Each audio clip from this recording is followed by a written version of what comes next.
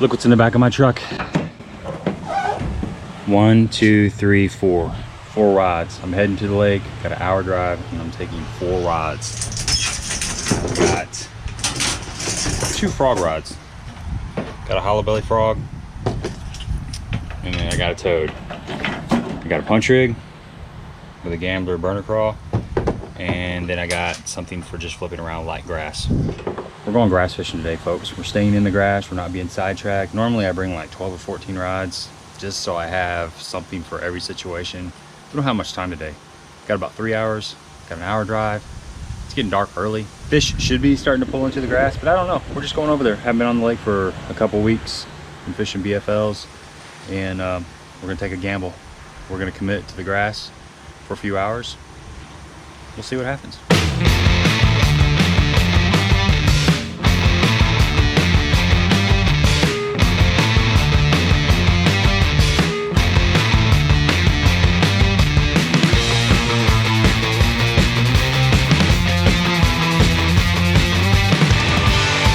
Here we go, folks. We made it to the lake. Got about 3 hours to fish before it's gonna get dark. And here's the starting lineup. Got this little Googan bait frog. This is a popping frog. And it's got the little eat me on the back. It's just kind of cool. I mean, it should be on the belly so the bass can read it. But this is a bone colored frog. You don't see bone a lot. So I've got a white / bone colored frog. It's got a 7'4" heavy quantum smoke rod. This is a great frog rod, and I got about 40-pound braid, a little bit light, but this is kind of my top water rod, so kind of underpowered. Hopefully we'll be okay. But this is a popping frog. I'm going to be working this around the mats, maybe in the mats. If it gets to be too much of a problem, I'll have to go to a traditional, like, you know, walking style frog. Sometimes that popping frog doesn't do real good if the grass is too matted up. And then on the other rod, I got a 7'6". This is a Hawgz Custom Light heavy. This is a great frog rod, and I got the SPRO 65 Flappin frog in black. So I've got a wider bone, and then I got a black. It's got a little bit of yellow mixed in there, but mainly black. It's got a little bit different action. So basically I'm just looking for 2 colors to see if they prefer one color over the other. And then on the other 2 rods I only brought 4 rods. I mean, it's been a long time since I've only brought 4 rods. I think like never, but a long time to say the least. Punching rod, 7'11", Hawgz Custom Light, and I've got the gambler burner craw. Got 1.25 ounce weight on there, a 4/0 flipping hook, and this is I think this is back at ya. We're gonna go through a couple different colors on that if we have time. And then over here I've just got a 7'3" Hawgz Custom Light, and I've just got a, you know, kind of a brush hog style bait with a 1/4 ounce head. I'm gonna try to not even throw that. I'm gonna try to be disciplined and stay right up in the thick stuff. But I will toss this around in some of the holes and some of the sparser areas of grass. Let's dump the boat in. We don't have time. We don't have much time. Full bluebird skies, got a little bit of a breeze. It's like 90 degrees out here. You know, we're coming out of some pretty cool temperatures, but it's really warming up. It's supposed to warm up into the mid to upper 90s all next week, and then the following weekend we got a front pushing through. So it's definitely still summertime, even though the calendar says it's fall. And this is that time of year where the fish are spread out. I'm gonna have to cover a lot of water in a short amount of time to get a few bites. But that's part of the fun of fishing. It's an exploration. You go out there and see what happens. Dump this boat in, see if we can catch a few fish. This is the first time I fished this Googan frog, and I like it. It's pretty nice.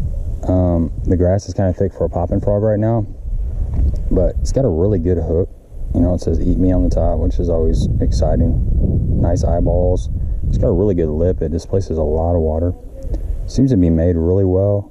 One thing I like about it is it's got this shrink wrap here to keep the dual hook from spreading apart. I like that. Quality, you know, it collapses good. It's got a really strong hook, and it walks nicely. So I'm a fan of it so far. Need to get a couple bites on it to check out the hookup ratio, but as far as just casting it, it casts really, really well.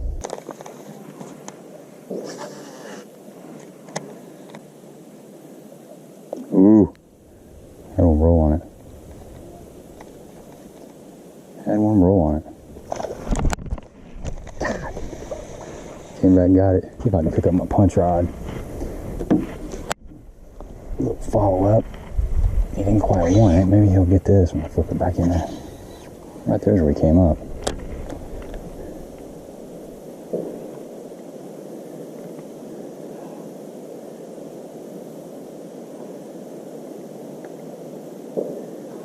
know there's one in there.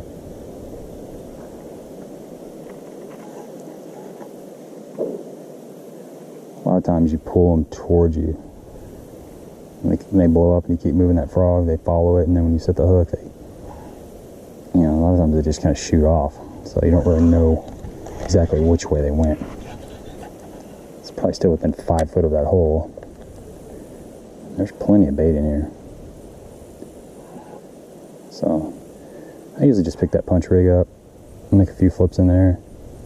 If it doesn't work, you just keep moving. So if that happens again, I'm going to change colors for sure. All right, folks, I'm going to change colors, but not so much because of the color, but this poppin' frog's catching a lot of mat. The mat's kind of thick, and it's really doing this. It's just kind of doing that, and it's hard to work it. So I've got another one of these Googan frogs. It's a different color. It's not the color that I would actually prefer. I'd rather have a black one, but it is a traditional walking frog, and I think it's going to come through that grass better. So we're going to check it out. Coming right up here, we got a nice little grass cut. You see this little cut that kind of cuts in, it turns into a point, and you go around that point and it kind of cuts in again. This is a kind of a high percentage area. We got a little lay down right there on the bank. So this is a spot where you could expect there to be a bass. You may not bite it, but there's probably one hanging around here somewhere. Just got to trick them into sucking this bait in.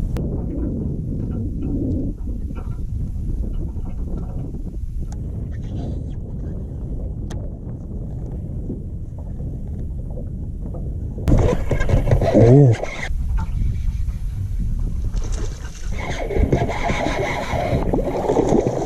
They're definitely in the grass. Get in here, buddy. Right. Just like that, man. Right on that little cut. They're definitely relating to these little cuts, these little indentions in the grass, right on the edge of a point, which is the kind of places you want to look, high percentage areas. It's a lot of work covering grass. You don't find the fish everywhere. They're definitely spread out. So if you can put yourself in these high percentage areas, it just makes sense. So nice little fish. Same deal. Just throwing a little burner crawl. I like something kind of dark. Typically it's dark under these mats. I will fish green pumpkin a lot too, but I like to start out with something dark most of the time. If I can't get bit on that, I will kind of get something natural, but you don't have a lot of light penetration under there. This is blue shadow, I guess is what they call this, and it's got a little bit of silver in it, but kind of that sapphire blue with some silver flake in there. It's got a darker back, and it seems to be working. So if it's working, don't change it. We've got all kinds of bait popping in here.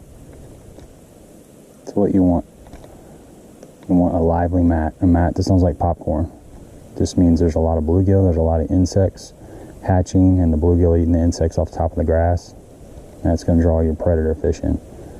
And when you find an area like this, it's got the right combination of grass and bait, you can check it throughout the day, because the fish may not be feeding in there right now, the bass may not be feeding in there right now, but maybe they will early in the morning, maybe they will closer to dark, or maybe it's like a midday thing. So if you're out on a lake all day and you find a couple areas that have the right ingredients, check them a couple times. One of those times you pull up and there may be the bass of a lifetime sitting back there, or just some decent bass to get your line tight. There was a bite right there, and some bluegill.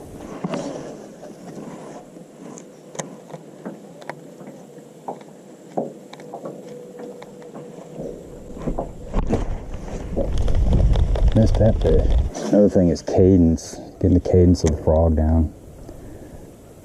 Sometimes when they're real aggressive, you can really move it fast, and that's a great way to cover water, to move it fast. You get a couple swirls in an area or some blow-ups, that area is holding fish, and you can slow down, fish it more thoroughly, maybe punch it. But there are certain times when they won't hit it when it's moving fast, they'll just let it go by. So you got to kind of figure out that cadence. I'm no hashtag pro, but a lot of times I'm just going to twitch it a couple times and let it sit for, I don't know, like 3 or 4 seconds, and then twitch it again, let it sit for 3 or 4 seconds. That gives the fish time to find it, but it is time consuming, so kind of want to make sure you're in an area that sounds right, looks right, and you have confidence in it, because you can burn 30 minutes just fishing this real thoroughly. So you got to make sure it's got what you need in it. Got bait in this grass. Just need something different. A little turn. The sun Something different. This is kind of straight right here. There it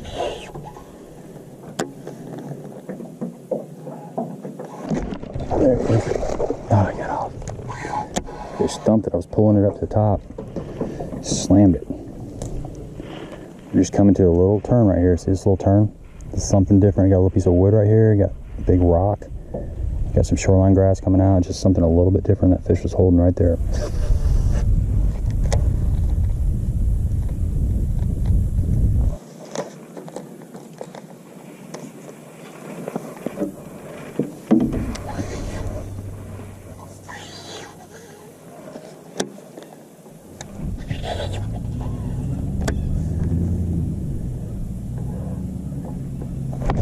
There he is. Let's get fish.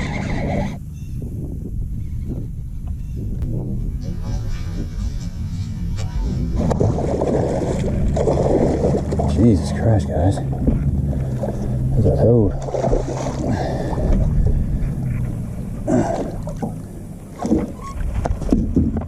There we go.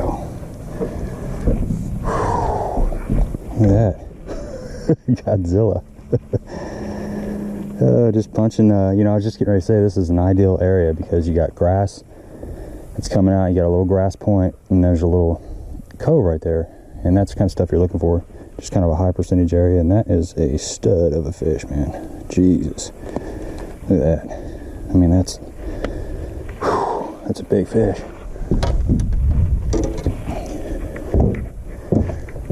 Look at that, guys. That's what you come to the lake for. Just punching this grass line. Just a little burner crawl, man. Flipped it in there and pink. That is a beautiful fish, man. Beautiful fish. Just got to cover a lot of water. Looking for bait in the grass. I've definitely seen some bait in this grass. So, man, what a stud. All right, folks, man, that is a beautiful fish. Just punching grass, man. Punching grass. It's getting that time of year. You got to search and hunt and peg it. Let's let her go, man. Let's let her go. That is a beautiful fish. Look at that. That fish is so wide. Beautiful. Get on out of here, baby. Come on. That is phenomenal. That's what you come to the lake for. Good, fat, chunky fall grass bass. All right, folks, we're just covering water. We're running out of time. You know, I got a punching bite going, and I've been playing around with that frog. I've had 3 blow-ups, just kind of swipes, and on 2 different colors.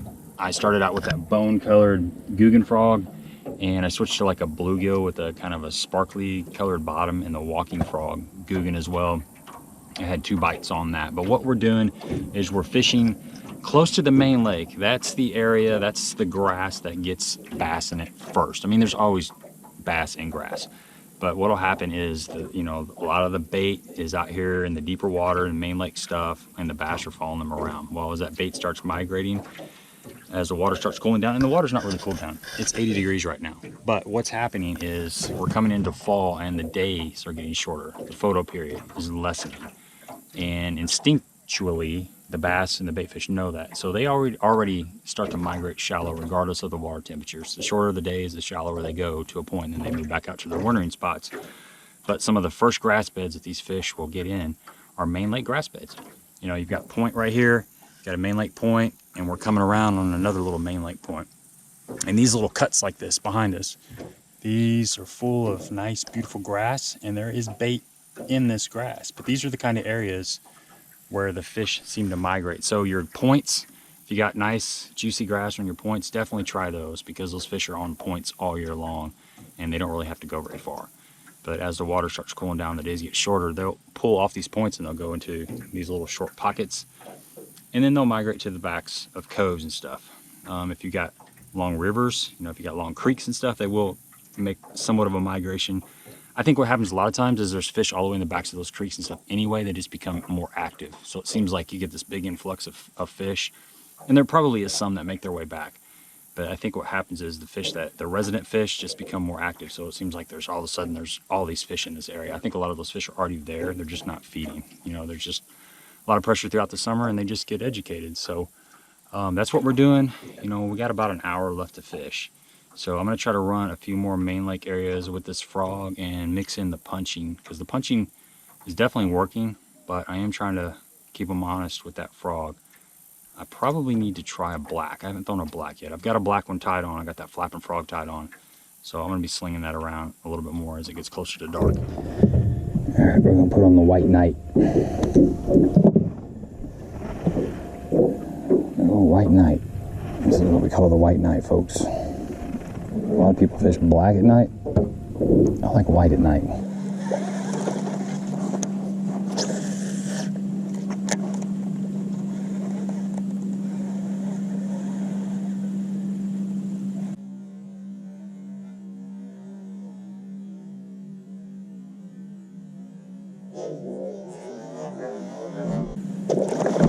There he is. God.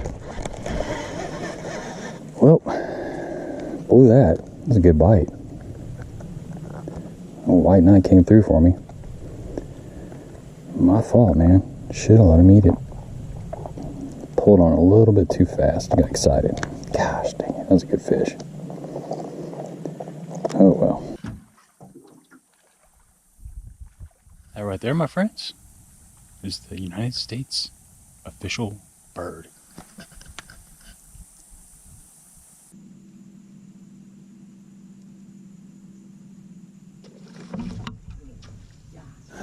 A little bitty mat up underneath that tree.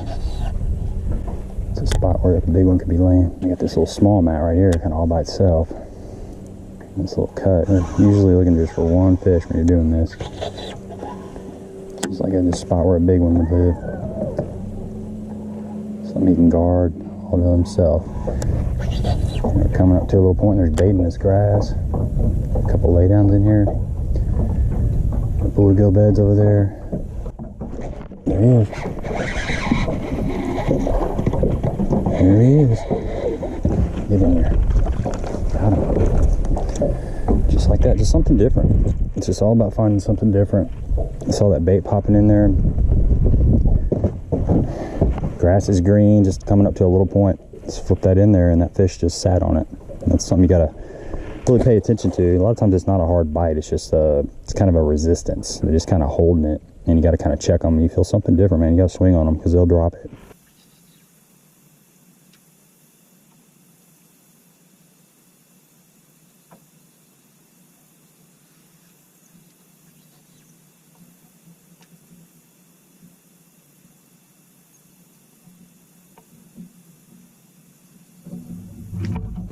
There he is. Little guy. Little guy. Punching fish. He just held on to it. I guess he was so buried up in that grass, he couldn't do anything with it. It's okay, it's a fish. I'm happy to have that little sucker. Couldn't get that frog bite going. Still got a little time. I'm gonna keep trying it, keep keeping it honest. Coming up on a good little stretch right here. Bait's just not in this little stretch of grass though. And there's some in there, but it's just not a bunch. That's gonna wrap it up, folks. Thanks for coming along on this little short adventure. It was fun. I mean, we had a few hours to fish. We totally focused on grass. The punch and bite was definitely better than the frog bite. I had like 4 bites on a frog. I should have caught one of them for sure. Absolutely smashed the white knight. Didn't happen, but I tried a bunch of different frogs. You know, I tried the black frog. I tried this kind of gray frog, the white knight, and this is an ish frog. It's Calais. It's black with the yellow. Really good frog. And the Googan frog. Really liking that frog. It's a pretty cool little frog. I'll be throwing that a little bit more. And then we tried another Googan frog. That was the poppet frog. And this is just the traditional walking hollow belly frog. But just wasn't going on, you know, short amount of time. It's hard to cover grass efficiently when you don't have a lot of time. It's a tedious task. It's it takes a long time to find an area that's got fish. The bass are definitely starting to move into the grass because the bait is moving into the grass. I noticed that there's a lot of little mats that are popping. That's what you want to hear. Find an area that's got some deep water next to it. And as the water continues to cool down, you can get back further off the main lake because those fish will start migrating back in that shallower grass. And, you know, typically that water gets 71, 72. That's when it starts getting really good, and it goes all the way down to the mid 50s. So it's just starting to happen. But Give me a thumbs up if you appreciate the content. Don't forget to subscribe to the channel. Don't forget to come by and check out the Monday night live streams we do every Monday night at 7:30 Central Standard Time. And I'm dropping content on Wednesdays and Fridays. Appreciate all the support.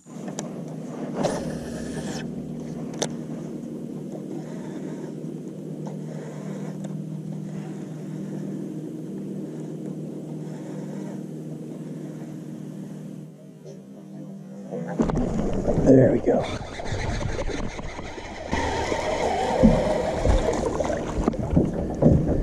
Ha ha ha. Just kidding, folks. We did manage to catch one on the frog.